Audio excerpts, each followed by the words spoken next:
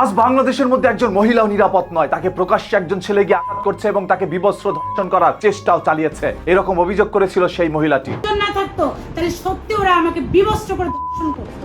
ওদের মোটোটা এরকমই ছিল, আমার এত ক্লোজে চলে আসতে আমি একটা ছেলেকে ধাক্কা দিই। ফারজানা এইগুলো দাবি করলো, সেই ছেলেটি আবার বলছে একজন পাঠাও নাকি ওর সাথে এই ধরনের কাজ করতে পারে না। মানুষের রুচির এত দুর্ভিক্ষ লাগে নাই।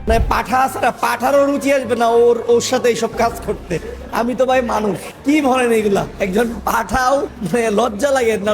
আপনারা নিজেরা একটু চিন্তা করেন, এই শান্তা ফারজানাকে তারা কি ওইগুলো করতে গিয়েছিল যেইগুলো অপবাদ তাদের উপর দেওয়া হচ্ছে? শান্তা ফারজানা নিজেই চড়াও হয়ে তাদের প্রতি যাচ্ছিল যাতে করে তারা তাকে আঘাত করে এবং সেটাকে ইস্যু করে তিনি আরেকটু ভালো পজিশনে আসতে পারে। আওয়ামী লীগ আসলে নিশ্চিত এই শান্তা ফারজানা এমপি মন্ত্রী হয়ে যেতে পারে, কারণ উনি আওয়ামী লীগের হয়ে যেরকম ভাবে কাজ করছে। উনার হাজবেন্ড বলছে শেখ হাসিনা ডিসেম্বর মাসে কেন আসবে, উনার তো আগস্ট মাসে আসা দরকার, কারণ বর্তমান সরকার নাকি অবৈধ, সেই অবৈধ সরকারকে সরিয়ে শেখ হাসিনাকে তিনি আবারও বসাবে। ভারত মাতার দিব্যি। শেখ হাসিনা তো অবশ্যই, এবং সেটা আগস্টেই তিনি ফিরবেন বলে আমি অনুমান করছি। ডিসেম্বর তো অনেক দূর কি বাদ। কেন?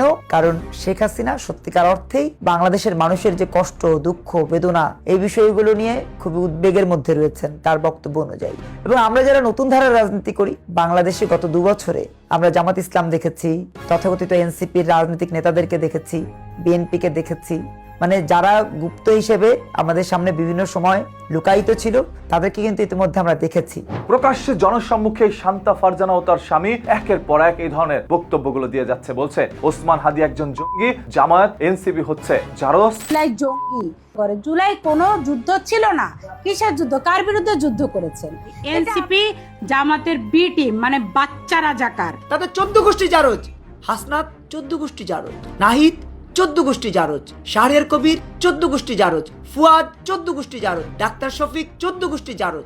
আর আমাদের বাংলাদেশের মাননীয় প্রধানমন্ত্রী জনাব তারেক রহমান অবৈধ। এই সকল কথাগুলো শোনার পরেও কেন সবাই চুপ করে আছে? তারেক রহমান সরকার অবৈধ, হাদির ভাই পালায়ে গেছে, হাদির বউ নাকি ভিসার জন্য আবেদন করছে। শান্তা ফারজানাদের মতো অসংখ্য মানুষ রয়েছে যারা ভারতের এজেন্ডা বাস্তবায়ন করার জন্যই উঠে পড়ে লেগেছে। শেখ হাসিনা না থাকার কারণে কোথাও গিয়ে ফায়দা করে কায়দা করতে পারছে না, তাই তারা এতটা উন্মাদ হয়ে গিয়েছে। গত 2 দিন আগের ওই ঘটনাটিকে কেন্দ্র করে এখন পর্যন্ত তারা একের পর এক বক্তব্য দিয়ে যাচ্ছে। আর ওই ছেলেটি বলছে একটা পাঠাও তো পারে না তার সাথে এমন কাজ করতে, আর আমি তো মানুষ, আমি কিভাবে করব ভাই, আমার তো একটা রুচি আছে। একটা পাঠাও এর সাথে এই কাজটা করতে চাইবে না, আর আমরা তো মানুষ। আর যদি ওইটা করতাম তাহলে ওইটার স্ট্রাকচারটা কেমন হইতো? আপনারা তো দেখেছেন আমাদের প্রেজেন্টেশনটা কেমন ছিল। মানে নিজেকে বিশ্ব সুন্দরী দাবি করছে নাকি শান্তা ফারজানা, এবং সেই ছেলের দাবি যে পুরুষটা যদি তাকে দেখে তাহলে সারা জীবনের জন্য রুচি তার উঠে যাবে। সেই মহিলা আবার দাবি করে তাকে বিবস্ত্র আর ধর্ষণ করতে গেছে। এই বিষয়ে আপনারা কে কতটুকু জানেন একটু কমেন্ট করে জানান। আর প্রতিদিনের এই ধরনের ঘটনা, দুর্ঘটনা, লুকোনো সত্য জানতে চোখ রাখুন নিউজ কিতে। পেজটাকে এখনই